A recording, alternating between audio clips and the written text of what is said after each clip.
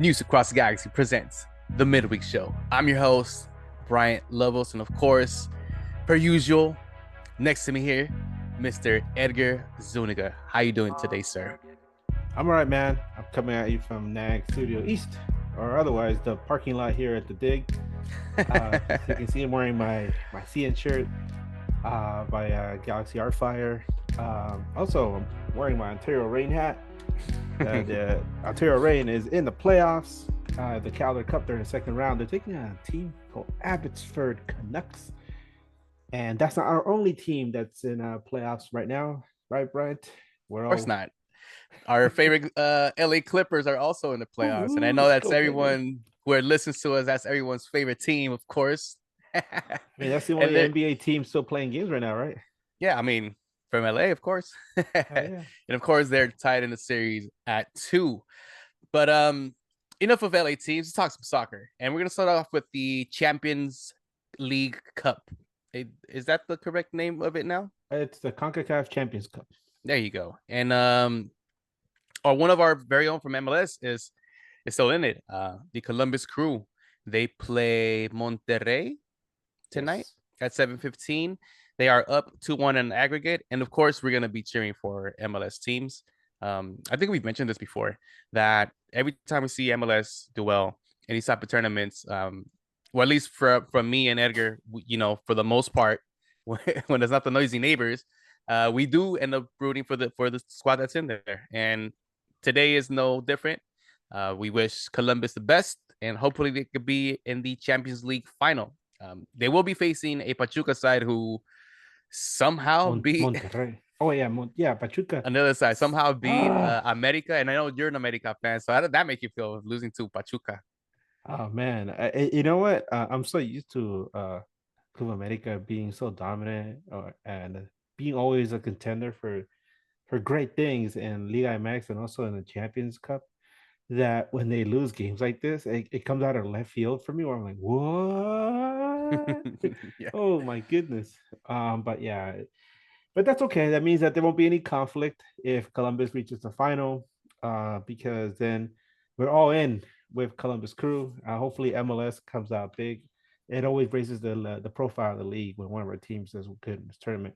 Yeah, of With course. the And noisy then neighbors, of course. it's of course not. And it's kind of bragging rights. It's been one of these tournaments where when Seattle won this last one, of course, I was very adamant of putting it in people's faces and saying MLS is the king of CONCACAF.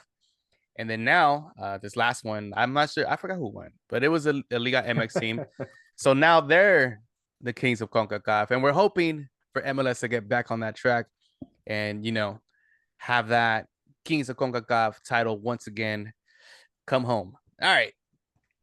The LA Galaxy are going to head to Seattle this weekend for a Cinco de Mayo Taco Fest, or as people like to call it, soccer out there or whatever.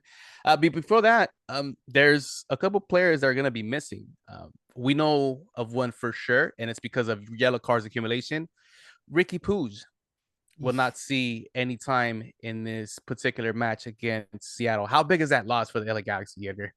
It's really big, and it's one of the things that still bugs me about Ricky, because as good as he can be he's on, right? Yeah. And but when he's not on, he's he's a detriment to the team, I feel. And just as good as he played in the game against Vancouver, we saw him kind of regress and especially play really bad against Austin. He did have that one shot that was put over the bar, but man, how often does he actually put those on frame, right? Yeah. And but yeah, he he has a tendency to lose his temper, right? And then he commits these really dumb fouls. And for him to go through this again, because this happened last year as well, the yellow card accumulation, and for him to be an important player on this team, you got to stay on the field, buddy. If you're going to be an MVP, you got to stay on the field. You can't be doing this all the time.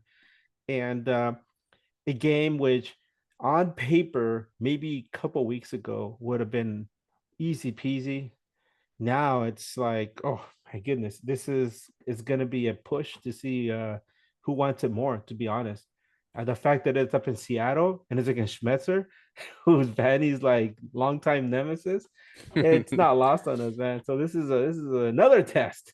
It's just a Yeah. series of tests for this team. And rightfully so. This team has been playing pretty well. And the we're not used to this. So every week is either we already have trauma, thinking we're gonna lose, and they keep proving us wrong that this is an actual legit team and that they're serious about what they're doing. I know last time that we played Seattle, it was a tough match. It was an ugly match, but the LA Galaxy came out with a win. But they had Ricky Poos and they had Dejan Joveljic. And speaking of Dejan Joveljic, I'm not even sure what his update is. I know his injury had it was a Thigh injury. it was a thigh injury. So you Yes. would assume that maybe he'd be able to suit up this weekend. I usually get my lineups from rotowire.com and they have him in there starting. Not sure how accurate that's going to be because one, you don't want to rush your players back, especially such a high profile player with Dejan Joveljic. He is your top scorer. You don't want any injuries to further put him sidelined. And if you're gonna force him in there, maybe you shouldn't. It's still a long Yeah. season. There's still a lot of other tournaments that need to be played, like League's Cup and these other little money grabbing tournaments that have Oh, been the Open popping Cup. up. I Oh don't, no, wait, and not the there's no Open more Cup. Open Cup. Yeah, I know, Damn I it. know. Damn it. So yeah, But this is one of those things. Go ahead, Edgar. no, no, you're right, man. And I mean, you hear it's a thigh injury, and I'm like, oh, it's not a hamstring, so it's probably like a Charlie horse, I'm guessing. Mm-hmm. If you ever, I mean, if you ever played sport, like a sport like soccer, footy, right, basketball, even American football, you're gonna pick up a Charlie horse at some point or other. I know when I was playing, I picked up several of them. And man, it hurts when you get them, and you try to shake them off, and they don't go away, and it takes you about a couple weeks to like feel back to normal, I would say.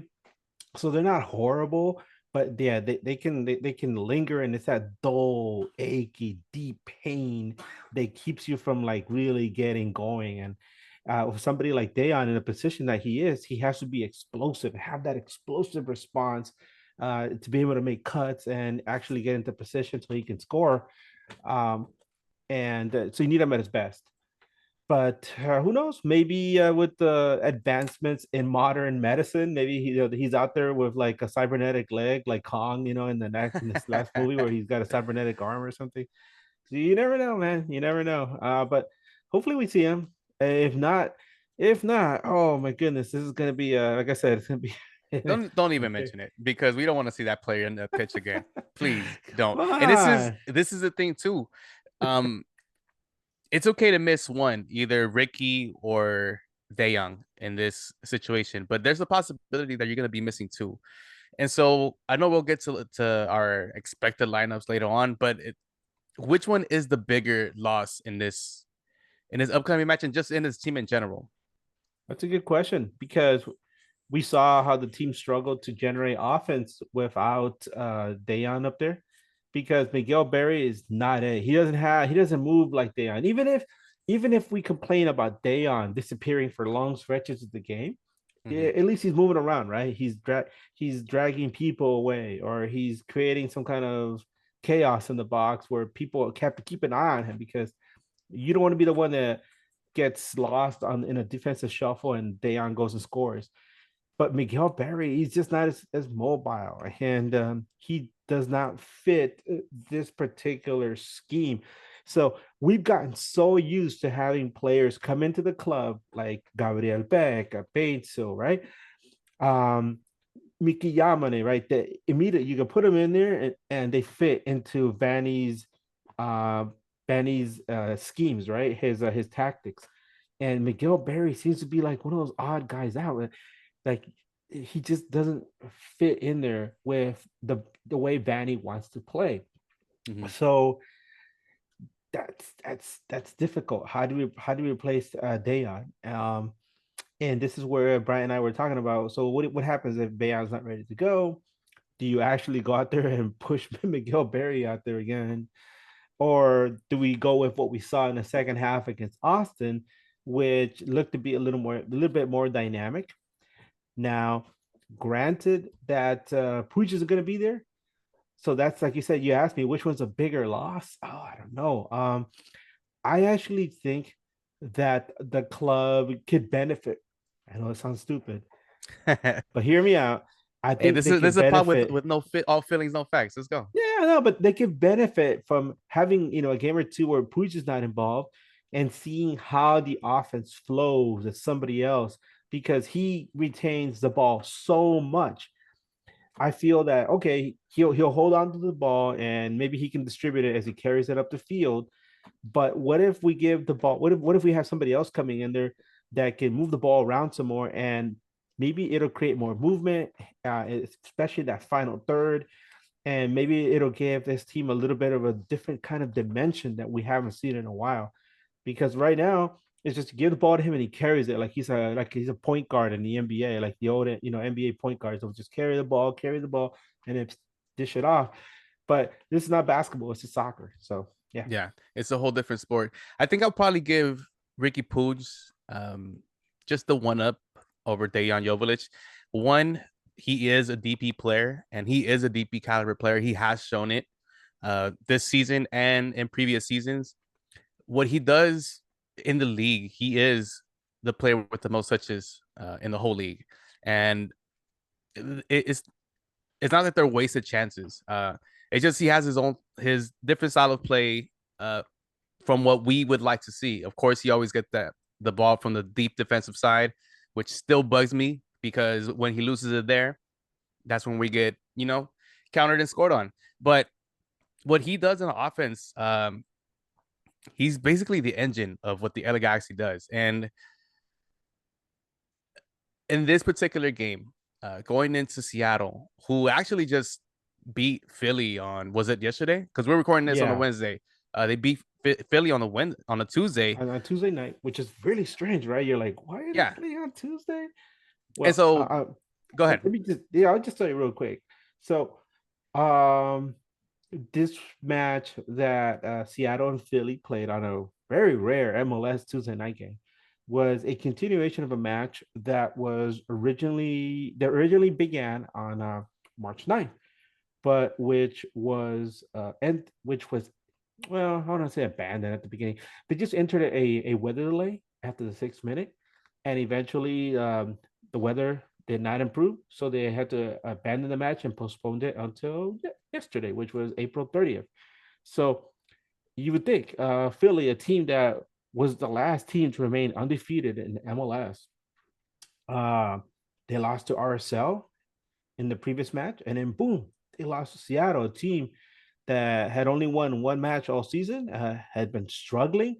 I don't know if you guys remember our show with Cheyenne, but he was just saying how they've been just awful the entire season, and here Mhm. they are with a shock victory over Philly. Wow.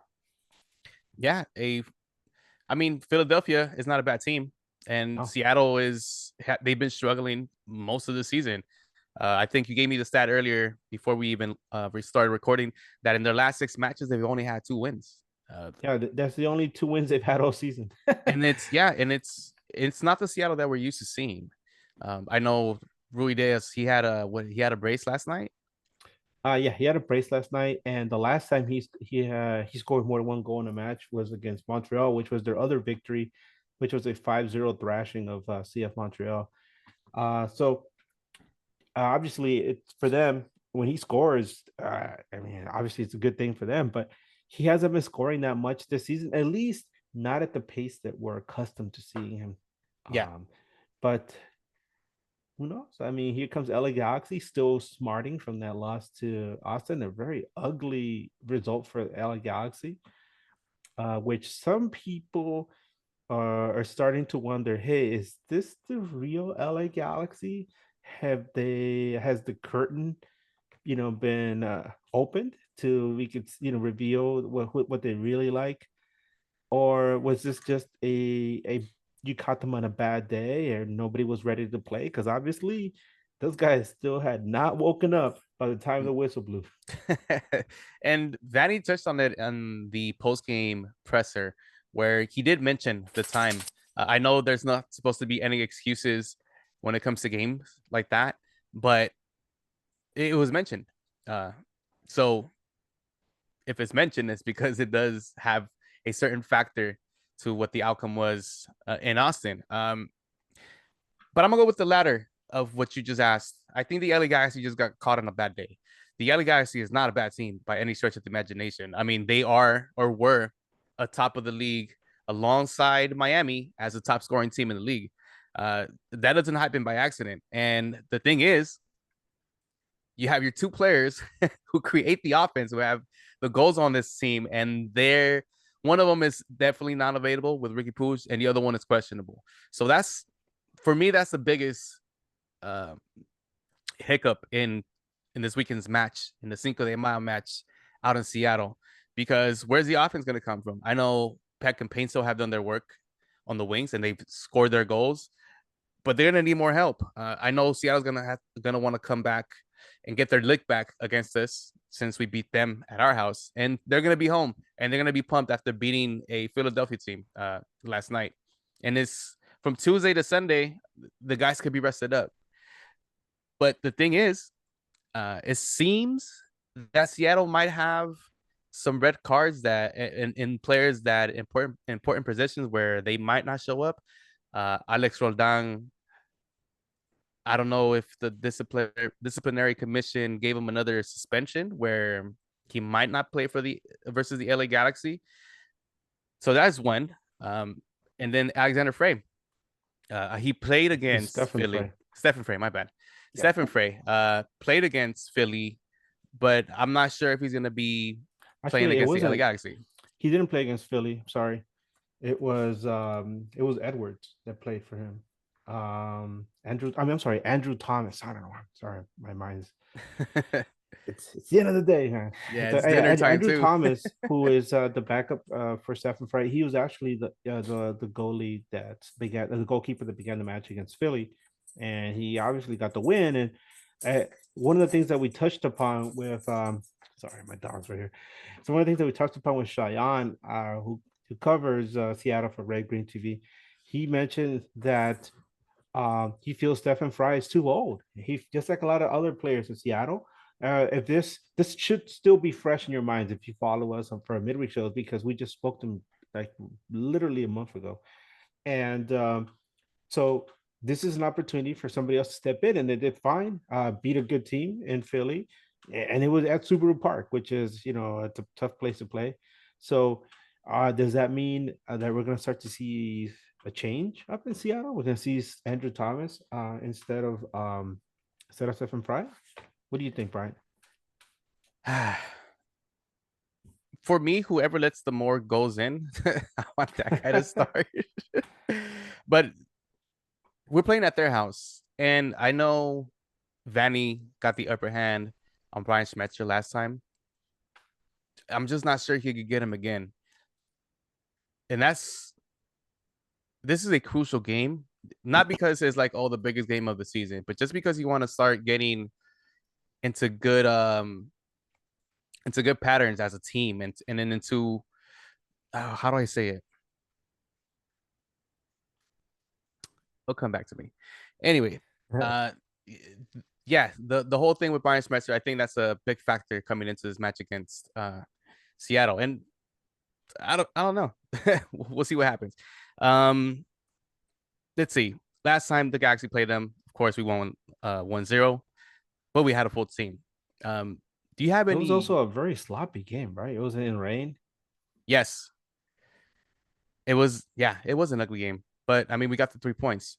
Um I'm gonna go with my predicted lineup against um the Seattle Sounders. Of course, we're gonna see John McCarthy in the back, Julian Alde out left. In the middle, I want to see Jalen Neal get his full time against Seattle Sounders this time around, and of course Maya Yoshida, who wasn't that happy after the match. I heard some snippets of him in the post game pressers, and yeah, he like a true captain took accountability. Um, and held everybody responsible. They knew they didn't play well. I don't think anybody in that team thought that they played well. And it was just a bad day, to be honest. And of course, I'll write Mickey Yamane in the middle. I think that's where it gets tricky. For me, we already know Ricky Puig is not going to go. But if Dejan Joveljic could go, I would like to see Delgado, Brugman, and Fagundes being as your quote unquote number 10 or your creative guy. I think people forget that when he played in what is it, New England Revolution, he was that cam. He was that creative player. And it's not like he can't do it. I know in recent years he's been playing more as a winger, but when he started with the New England Revolution, he was more of a quote unquote cam. So I'd like to see that.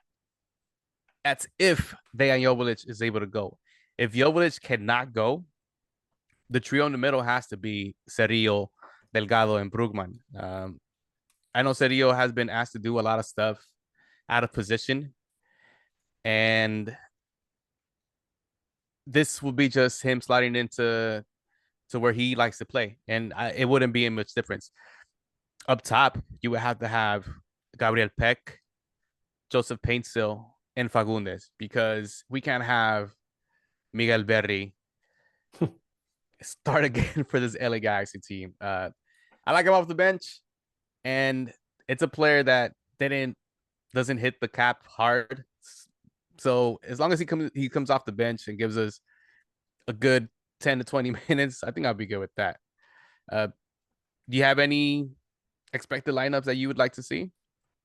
Well, it's pretty much the same because you and I we discussed this before, and we were talking about who we'd rather see. I really don't want to see Miguel Berry start again. Yeah, I mean, I think I mean not I don't want to hate on him. I mean, I'm sure he's a wonderful guy, but we're in the business of talking about what works and what doesn't work with the team, and he does not work with the team right now. And yeah, so unless he figures something out or he finds like some magical kicks, and he puts them on, all of a sudden he's amazing. No, no, sorry, buddy. Uh, but one thing I'm really looking forward to seeing Jalen Neal back in the starting lineup. I think he will be a calming presence, and it'll be nice to see him be out there, give some youthful energy, exuberance, and speed and much needed speed on the back line. I was listening to the We Are Austin FC TV recap of the game, and they kept talking about how slow and decrepit our back line looks, and how easy they were able to exploit the slowness of the back line. And you can only grit and just shake your head and be like, yeah, damn it, yeah, it's true. It's too bad.